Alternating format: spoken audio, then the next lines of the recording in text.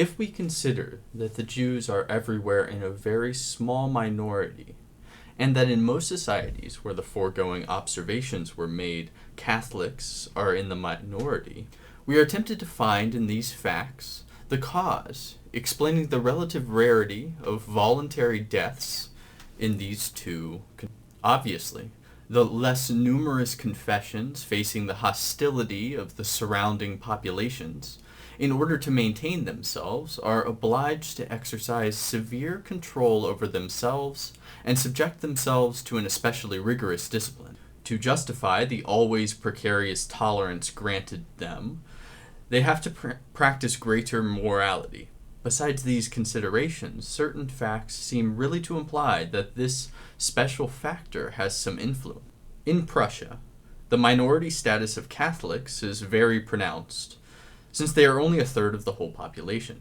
They kill themselves only 1/3 as often as the Protestants. The difference decreases in Bavaria, where 2/3 of the inhabitants are.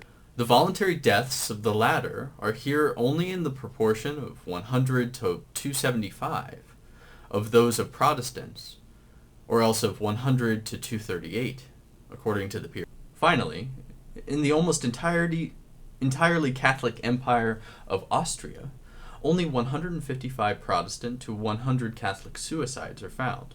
It would seem then that where Protestantism becomes a minority,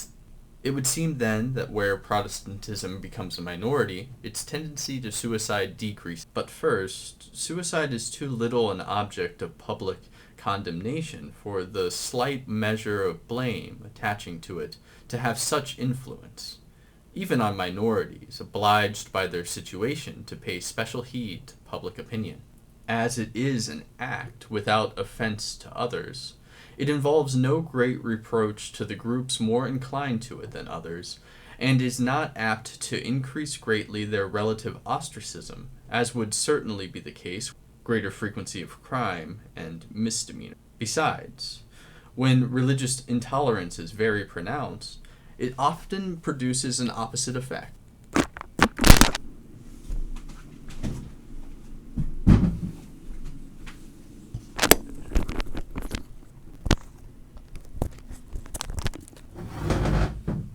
Instead of exciting the dissenters to respect opinion more, it accustoms them to disregard it. When one feels himself an object of inescapable hostility, one abandons the idea of conciliating it, and it is the more resolute in his most unpopular observances. This has frequently happened to the Jews, and thus their exceptional immunity probably has another cause. Anyway, this explanation would not account for the respective situation of Protestants and Catholics. For though the protective influence of Catholicism is less in Austria and Bavaria, where it is in the majority, it is still considerable. Catholicism does not, therefore, owe this solely to its minority status. More generally, whatever the proportional share of these two confessions in the total population, wherever their comparison has been possible from the point of view of suicide, Protestants are found to kill themselves much more often than Catholics.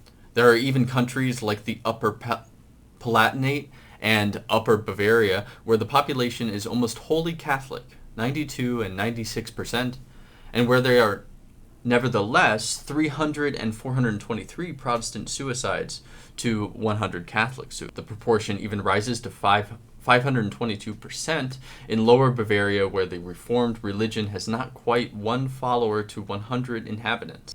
Therefore, even if the prudence incumbent on minorities were a partial cause of the great difference between the two religions, the greatest share is certainly due to other causes. We shall find these other causes in the nature of these two religious systems. Yet they both prohibit suicide with equal emphasis. Not only do they penalize it morally with great severity, but both teach that a new life begins beyond the tomb, where men are punished for their evil actions. And Protestantism, just as well as Catholicism, numbers suicide among them. Finally, in both cults, these prohibitions are of divine origin. They are represented not as a logical conclusion of correct reason, but God himself is their authority. Therefore, if Protestantism is less unfavorable to the development of suicide, it is not because of a different attitude from that of Catholicism. Thus, if both religions have the same precepts with respect to this particular matter, their dissimilar influence on suicide must proceed from one of the more general characteristics differentiating. The only essential difference between Catholicism and Protestantism is that the second permits free inquiry to a far greater degree than the first.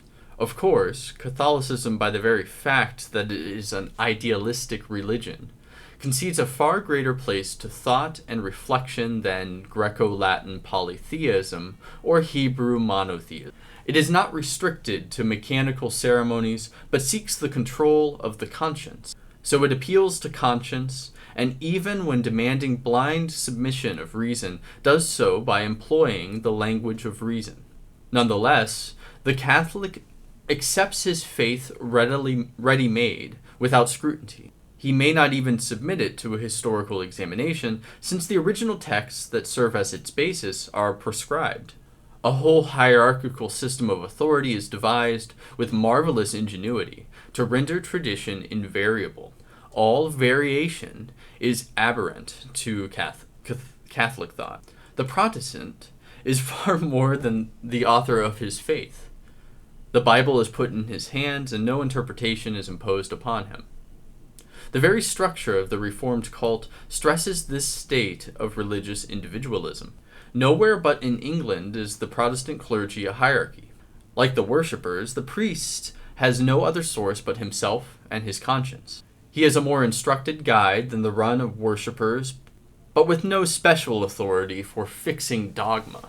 But what best proves that this freedom of inquiry, proclaimed by the founders of the Reformation, has not remained a Platonic affirmation, is the increasing multiplicity of all sorts of sects, so strikingly in contrast with the indivisible unity of the Catholic Church. We thus reach our first conclusion, that the proclivity of Protestantism for suicide must relate to the spirit of free inquiry that animates this religion. Let us understand this relationship correctly. Free inquiry itself is only the effect of another cause. When it appears, when men, after having long received their ready-made faith from tradition, claim the right to shape it for themselves, this is not because of the intrinsic desirability of free inquiry, for the latter involves as much sorrow as happiness, but it is because men henceforth need this liberty. This very need can have only one cause: the overthrow of traditional beliefs.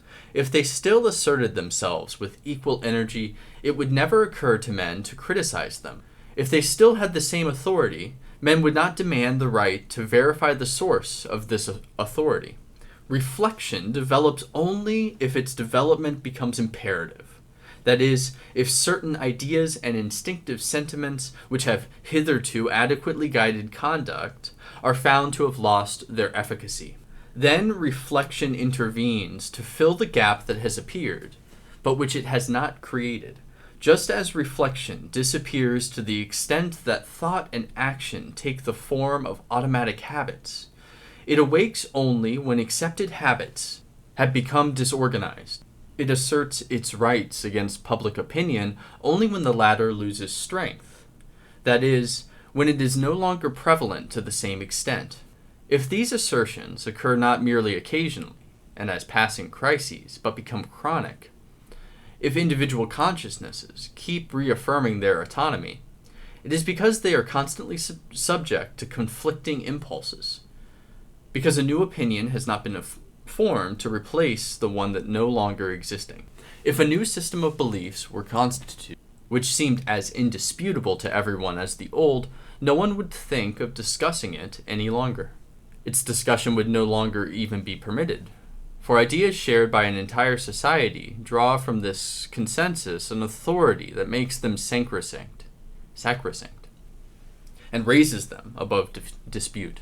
For them to have become more tolerant, they must first already have become the object of less general and complete assent, and been weakened by preliminary controversy. Thus, if it is correct to say that free inquiry once proclaimed multiplies schisms, it must be added that it presupposes them and derives from them. For it is claimed and instituted as a principle only in order to permit latent or half-declared schisms to develop more freely. So, if Protestantism concedes a greater freedom to individual thought than Catholicism, it is because it has fewer common beliefs and practices. Now, a religious society cannot exist without a collective credo, and the more extensive the credo, the more unified and strong is the society.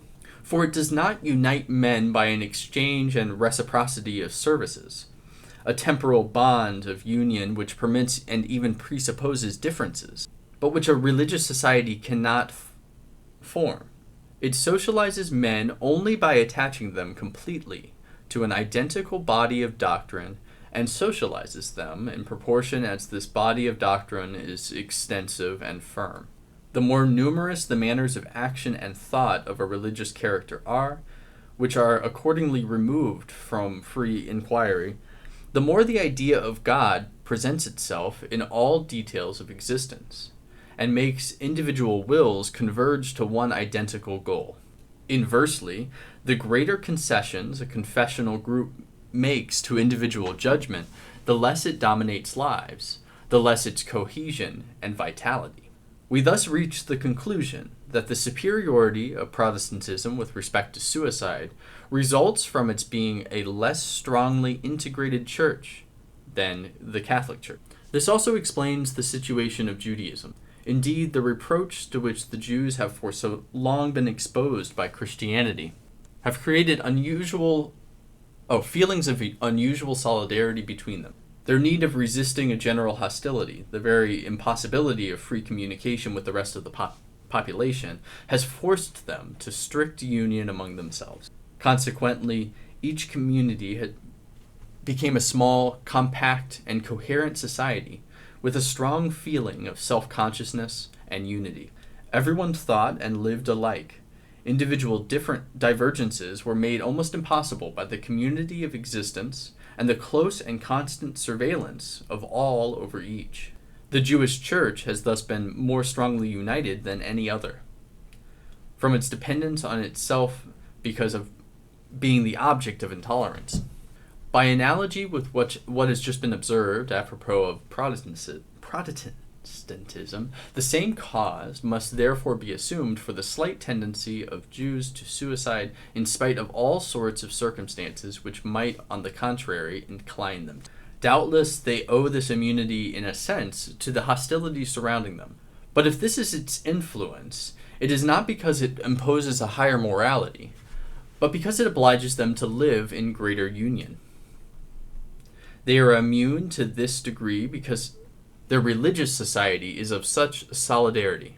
Besides, the ostracism to which they are subject is only one of the causes producing this result. The very nature of Jewish beliefs must contribute largely to it. Judaism, in fact, like all early religions, consists basically of a body of practices minutely governing all the details of life and leaving little free room to individual judgment. Several facts confirm this explanation. First, of all great Protestant countries, England is the one where suicide is least developed. In fact, only about 80 suicides per million inhabitants are found there, whereas the reformed societies of Germany have from 140 to 400. And yet the general activity of ideas and business seems no less great there than elsewhere. He leaves a footnote about how there's problems with English suicide data because of the stigma against suicide, but says it's not a problem. Now, it happens at the same time that the Anglican Church is far more powerfully integrated than other Protestant churches. To be sure, England has been customarily regarded as the classic land of individual freedom. But actually, many facts indicate that the number of common, obligatory beliefs and practices, which are thus withdrawn from free inquiry by individuals, is greater than in Germany. First, the law still sanctions many religious requirements, such as the law of the observance of Sunday, that forbidding stage representations of any character from Holy Scripture, the one until recently requiring some profession of faith from every member of political representative bodies, etc.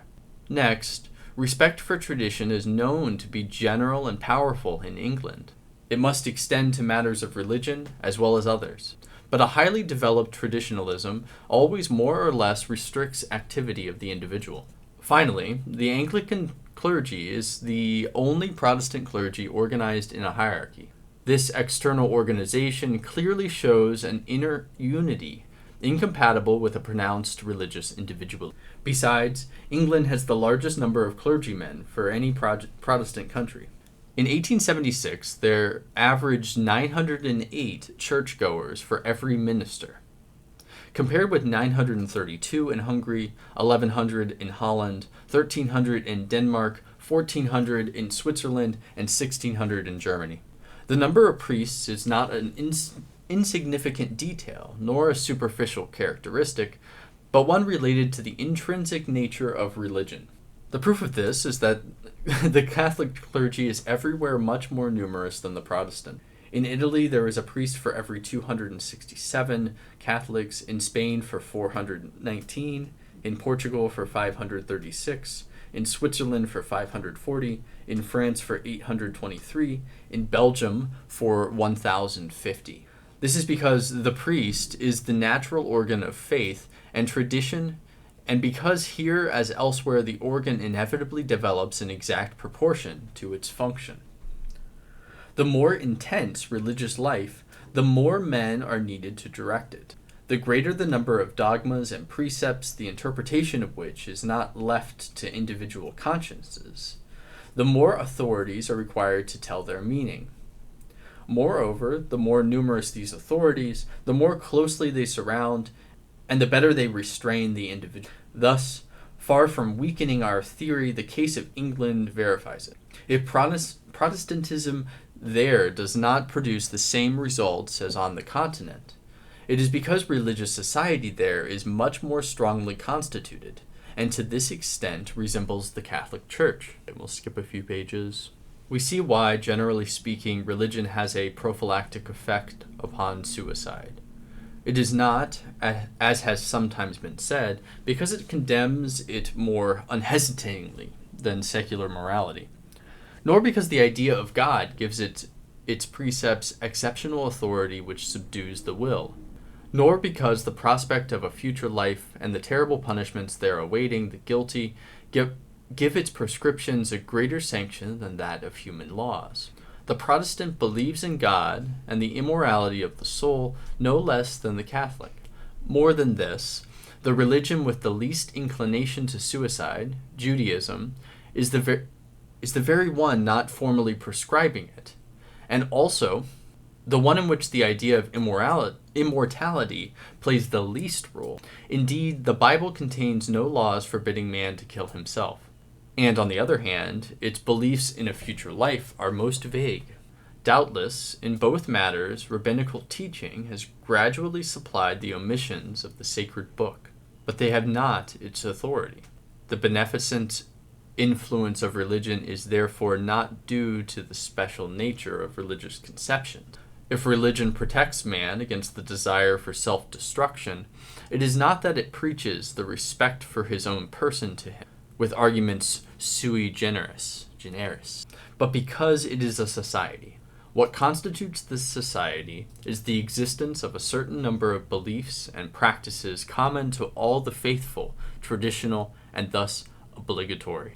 The more numerous and strong these collective states of mind are, the stronger the integration of the religious community, and also the greater its preservative value. The details of dogmas and rites are secondary. The essential thing is that they be capable of supporting a sufficiently intense collective life. And because the Protestant Church has less consistency than others, it has less moderating effect upon suicide. Okay, we'll skip to the central propositions. We have thus successively set up the three following propositions. Suicide varies inversely with the degree of integration of religious society. Suicide varies inversely with the degree of integration of domestic society, and suicide varies inversely with the degree of integration of political society. This grouping shows that whereas these different societies have a moderating influence upon suicide, this is due not to special characteristics of each, but to a characteristic common to all. Religion does not owe its efficacy to the special nature of religious sentiments, since domestic and political societies both produce the same effects when strongly integrated. This, moreover, we have already proved when studying directly this manner of action of different religions upon suicide. Inversely, it is not the specific nature of the domestic or political tie which can explain the immunity they confer, since religious society has the same advantage. The cause can only be found in a single quality possessed by all these social groups, though perhaps to varying degrees. The only quality satisfying this condition is that they are all strongly integrated social groups. So we reach the general conclusion. Suicide varies inversely with the degree of integration of the social groups of which the individual forms a part. But society cannot disintegrate without the individual simultaneously detaching himself from social life, without his own goals becoming preponderant over those of the community. In a word, without his personality tending to surmount the collective personality. The more weakened the groups to which he belongs, the less he depends on them. The more he consequently depends only on himself and recognizes no other rules of conduct than what are founded on his private interests. If we agree to call this state egoism, in which the individual ego asserts itself to excess in the face of the social ego and at its expense, we may call egoistic the special type of suicide springing from excessive individualism. But how can suicide have such an origin? First of all, it can be said that as collective force is one of the obstacles best calculated to restrain suicide, its weakening involves a development of suicide. When society is strongly integrated, it holds individuals under its control, considers them at its service, and thus forbids them to dispose willfully of themselves. Accordingly, it opposes their evading their duties to it through death. But how could society impose its supremacy upon them when they refuse to accept this subordination as legitimate? It no longer then possesses the requisite authority to retain them in their duty if they wish to desert. And conscious of its own weaknesses, it even recognizes their right to do freely what it can no longer prevent. So far as they are the admitted masters of their destinies, it is their privilege to end their lives. They, on their part, have no reason to endure life's sufferings patiently, for they cling to life more resolutely when belonging to a group they love, so as not to betray interests they put before their own. The bond that unites them with the common cause attaches them to life, and the lofty goal they envisage prevents their feeling personal troubles so deeply. There is, in short, in a cohesive and animated society, a constant interchange of ideas and feelings from all to each and each to all, something like a mutual moral support, which instead of throwing the individual onto his own resources, leads him to share in the collective energy and supports his own when exhausted. But these reasons are purely secondary. Excessive individualism not only results in favoring the action of suicidogenic causes, but it is itself such a cause. It not only frees man's inclination to do away with himself from a protective obstacle, but creates this inclination out of whole cloth, and thus gives birth to a special suicide which bears its mark. This must be clearly understood, for this is what constitutes the special character of that type of suicide just distinguished, and justifies the name we have given it. What is there in individualism that explains this result? It has been sometimes said that because of his psychological constitution, man cannot live without attachment to some object which transcends and survives him, and that the reason for this necessity is a need that we must have not to perish entirely.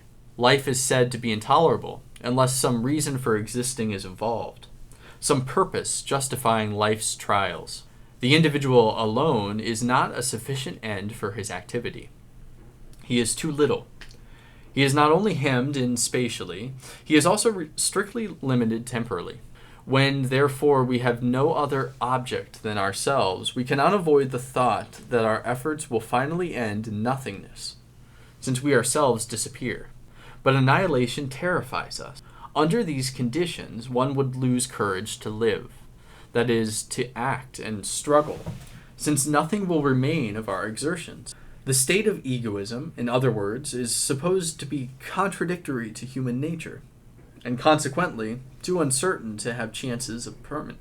In this absolute formation, the proposition is vulnerable. If the thought of the end of our personality were really so hateful, we would consent to live only by blinding ourselves voluntarily as to life's value. For if we may in a measure avoid the prospect of annihilation, we cannot extirpate it. It's inevitable, whatever we do. We may push back the frontier for some generations, force our name to endure for some years or centuries longer than our body. A moment too soon for most men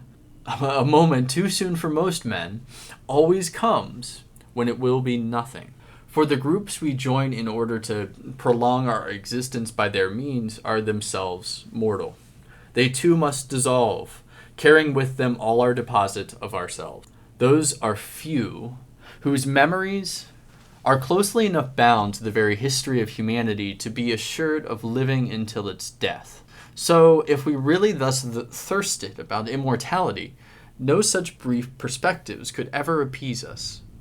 Besides, what of us is it that lives? A word, a sound, an imperceptible trace, most often anonymous. There's a footnote saying that the ideal protraction of life after death can't explain why family or attachment to political society preserves us from suicide. Or, and he says, shown above, that this belief doesn't form religion's prophylactic influence. A word, a sound, an imperceptible trace, most often anonymous, therefore nothing comparable to the violence of our efforts or able to justify them to us. In actuality, though a child is naturally an egoist who feels not the slightest craving to survive himself, and the old man is very often a child in this, and so many other respects, neither ceases to cling to life as much or more often than the adult. Indeed, we have seen that suicide is very rare for the first 15 years and tends to decrease at the other extreme of life. Such too is the case with animals, whose psychological constitution differs from that of men only in degree. It is therefore untrue that life is only possible by its possessing its rationale outside of itself. Indeed, a whole range of functions concern only the individual. These are the ones indispensable for physical life. Since they are made for this purpose only, they are perfected by its attainment. In everything concerning them, therefore, man can act reasonably, without thought of transcendental purposes. These functions serve by merely serving him. Insofar as he has no other needs, he is therefore self-sufficient, and can live happily with no other objective than living. This is not the case, however, with the civilized adult. He has many ideas, feelings, and practices unrelated to organic needs. The roles of art, morality, religion, political faith, science itself are not to repair organic exhaustion, nor to provide sound functioning of the organs. All this supra-physical life is built and expanded not because of the demands of the cosmic environment, but because of the demands of the social environment. The influence of society is what has aroused in us the sentiments of sympathy and solidarity, drawing us toward others. It is society which, fashioning us in its image, fills us with religious, political, and moral beliefs that control our action. To play our social role, we have striven to extend our intelligence, and it is still society that has supplied us with the tools for this development by transmitting to us its trust fund of knowledge. Through the very fact that these superior forms of human activity have a collective origin, they have a collective purpose. As they derive from society, they have reference to it. Rather, they are society itself, incarnated and individualized in each one of us. But for them to have a raison d'etre in our eyes, the purpose they envisage must be one not indifferent to us. We can cling to these forms of human activity only to the degree that we cling to society itself. All right, we'll end there. Durkheim, out.